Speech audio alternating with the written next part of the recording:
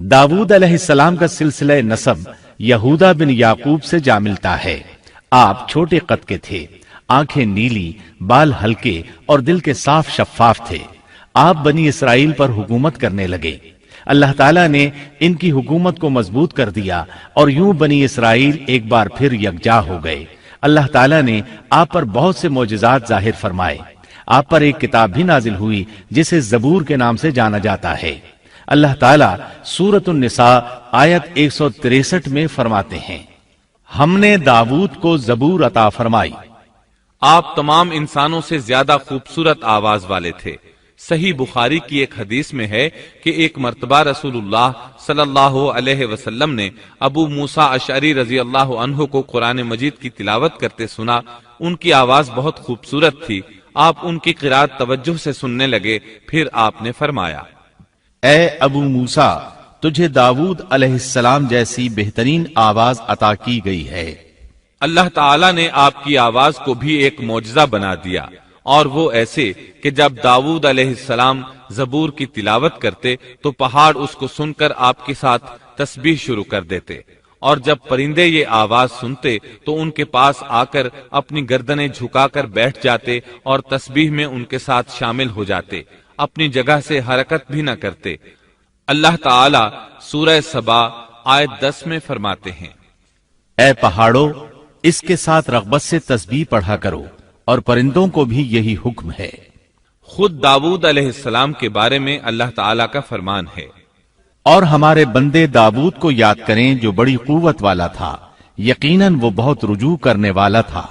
इसी तरह अल्लाह ताला सूरतुल अंबिया आयत 79 में फरमाते हैं, और हमने पहाड़ को दाऊद के ताबे कर दिया जो तस्बीह करते थे, और परिंदों को भी, और हम ही ये सब कुछ करने वाले थे। इसी तरह सूरह स्वाद आयत 18 और 19 में अल्लाह ताला फरमाते हैं, यकीनन हमने पहाड़ों को उसके ताबे कर रखा था कि उसके साथ शाम को और सुबह को तस्बीह खानी करें, और परिंदे भी सब के सब उनके ताबे रहते थे। ये दाऊद अलैहिस्सलाम के मोजज़ात थे। अल्लाह ताला ने और भी कई मोजज़ात से उन्हें नवाजा था। अल्लाह ने आपके लिए लोहे को नर्म फरमा दिया था। आप लोहे से इस तरह चीजें बना लेते थे जिस तरह लोग गारे और मिट्टी से बना लेते हैं। आप लोहे से जिरहें बनाते थे। नूह अलैहिस्सलाम से पहले भी जिरहें होती थीं, लेकिन वो तख्तियों की मानंद होती थीं। उनको सीने और कमर की तरफ लटका लिया जाता था, लेकिन उनका बोझ बहुत होता था। आपने लोहे की कड़ियां और दायरे बनाकर उनको खास अंदाज में जोड़ जोड़ कर जिरहें तैयार की। ये बहुत हल्का लिबास था और पूरे जिस्म को दुश्मन के वार से महफूज रखता था। अल्लाह ताला सूरह सबा आयत 10 और 11 में फरमाते हैं, और हमने उसके लिए लोहा नर्म कर दिया कि तू पूरी पूरी जिरहें बना और जोड़ों में अंदाजा रख।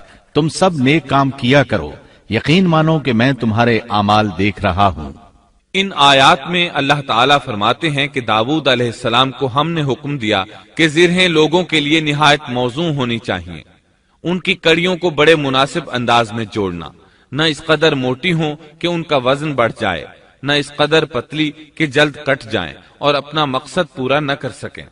इसी तरह अल्लाह ताला सूरतुल अंबिया आयत 80 में फरमाते हैं, और हमने उसे तुम्हारे लिए लिबास बनाने की कारीगरी सिखाई ताकि लड़ाई के जरर से तुम्हारा बचाव हो सके। क्या अब तुम शुक्रगुजार बनोगे? बहरहाल इस सनत के मूजिद दाऊद अलैहिस्सलाम हैं। अल्लाह ताला ने आपकी हुकूमत को खूब मजबूत किया, आपको जबरदस्त फजाइल और मोजज़ात से माला माल किया। अल्लाह ताला सूरत स्वाद आयत 20 में फरमाते हैं, और हमने उसकी सल्तनत को मजबूत कर दिया था और उसे हिकमत दी थी और बात का फैसला समझा दिया था। आप लोगों के दरमियान निहायत आदिलाना फैसले फरमाते थे। आप नबी भी थे, बादशाह भी और काजी भी। आपकी हुकूमत के मुतालिक कई अहकामात नाजिल हुए। इनमें से कुरान मजीद में एक हुक्म अजीब अंदाज से आया है। हुआ यूं कि आपने इबादत और अदालत के लिए औकात मुकर्रर कर रखे थे। इबादत के लिए एक जगह बनवा रखी थी। दिन में फैसले करते, रात को इबादत।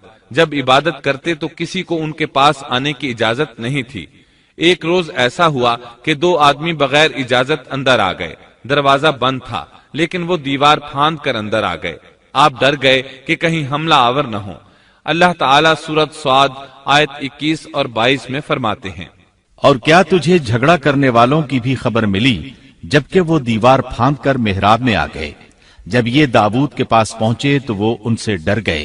وہ کہنے لگے، خوف نہ کیجیے، ہم مقدمہ کے 2 فریق ہیں، ہم میں سے ایک نے دوسرے پر زیادتی کی ہے، لہٰذا آپ ہمارے درمیان حق کے ساتھ فیصلہ کر دیجئے اور ناانصافی نہ کیجیے اور ہمیں سیدھی راہ بتا دیجیے۔ داؤد علیہ السلام نے فرمایا، بتاؤ تمہارا کیا مسئلہ ہے؟ ان میں سے ایک نے کہا، یہ میرا بھائی ہے، اس کے پاس 99 دمبیاں ہیں اور میرے پاس ایک ہی دمبی ہے، لیکن یہ مجھ سے کہہ رہا ہے کہ اپنی یہ ایک بھی مجھے دے دے اور مجھ پر بات میں بڑی سختی برتتا ہے۔ اس آیت کی تفسیر میں ہے کہ ایک دمبی والے بھائی نے کہا، یہ میرا بھائی بہت چالاک ہے، برے طریقے سے بات کرتا ہے، کہتا ہے کہ میری دمبیاں چرنے جاتی ہیں تو اس اپنی ایک دمبی کو بھی ان کے ساتھ بھیج دیا کرو۔ جب میری دمبی اس کی دمبیوں کے ساتھ آنے جانے لگ گئی تو اب یہ کہتا ہے کہ یہ بھی میری ہے، اب میں خالی ہاتھ ہوں، اس طرح میں اس کے ظلم کا نشانہ بن چکا ہوں۔ داؤد علیہ السلام نے فوراً کہا، اس کا اپنی دمبیوں کے ساتھ تیری ایک دمبی ملا لینے کا سوال واقعی تیرے اوپر ایک ظلم ہے، اور اکثر حصے دار اور شریک ایسے ہی ہوتے ہیں کہ ایک دوسرے پر ظلم کرتے ہیں، سوائے ان لوگوں کے جو ایمان لائے اور جنہوں نے نیک عمل کیے، اور ایسے لوگ بہت ہی کم ہیں۔ داؤد علیہ السلام نے دوسرے بھائی کی بات سنے بغیر ہی اسے ظالم ٹھہرا دیا۔ آپ کا فیصلہ سنتے ہی دوسرا بول اٹھا، آپ نے میری بات تو سنی ہی نہیں اور فیصلہ دے دیا، پہلے آپ میری بات تو سنتے۔ داؤد علیہ السلام فوراً بھانپ گئے کہ ان سے غلطی ہوئی ہے اور سمجھ گئے کہ یہ اللہ تعالیٰ کی طرف سے آزمائش ہے۔ آپ نے فوراً توبہ کی، اللہ کی طرف رجوع کیا اور استغفار کرنے لگے۔ اور داؤد سمجھ گئے کہ ہم نے انہیں آزمایا ہے، پھر تو اپنے رب سے استغفار کرنے لگے اور عاجزی کرتے ہوئے سجدے میں گر پڑے اور پوری طرح رجوع کیا۔ پس ہم نے بھی ان کا وہ قصور معاف کر دیا، یقیناً وہ ہمارے نزدیک بڑے مرتبے والے اور بہت اچھے ٹھکانے والے ہیں۔ اس کے بعد اللہ تعالیٰ سورۃ صاد آیت 26 میں فرماتے ہیں، اے داؤد، ہم نے تمہیں زمین میں خلیفہ بنا دیا، تم لوگوں کے درمیان حق کے ساتھ فیصلہ کیا کرو اور اپنی نفسانی خواہش کی پیروی نہ کرو، ورنہ وہ تمہیں اللہ کی راہ سے بھٹکا دے گی۔ یقیناً جو لوگ اللہ کی راہ سے بھٹک جاتے ہیں ان کے لیے سخت عذاب ہے، اس لیے کہ انہوں نے حساب کے دن کو بھلا دیا ہے۔ اس طرح داؤد علیہ السلام اللہ تعالیٰ کے اس فرمان کے مطابق فیصلے کرنے لگے۔ اللہ کے ہاں ان کا احترام اور اکرام اور بڑھ گیا۔ آپ کثرت سے روزے رکھتے اور خوب عبادت کرتے۔ آپ اس وقت تمام انسانوں سے بڑھ کر اللہ کی عبادت کرنے والے تھے۔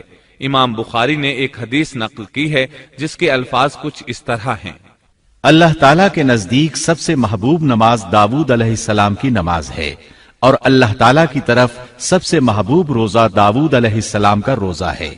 وہ رات کا آدھا حصہ نیند فرماتے، اس کے بعد تہائی رات قیام کرتے اور رات کے چھٹے حصے میں سو جاتے تھے۔ ایک دن روزہ رکھتے اور ایک دن روزہ چھوڑ دیتے تھے۔ لڑائی میں جب دشمن سے مقابلہ ہوتا تو بھاگتے نہیں تھے۔ اس حدیث میں نفل نماز یعنی نماز تہجد اور نفلی روزے کا ذکر ہوا ہے۔ بہرحال یہ وہ صفات ہیں جو داؤد علیہ السلام کے بارے میں حدیث رسول میں آئی ہیں۔ اللہ تعالیٰ نے سورہ سبا آیت 13 میں ان کی تعریف کرتے ہوئے ان کی آل کو اللہ کا شکر ادا کرنے کا حکم دیا۔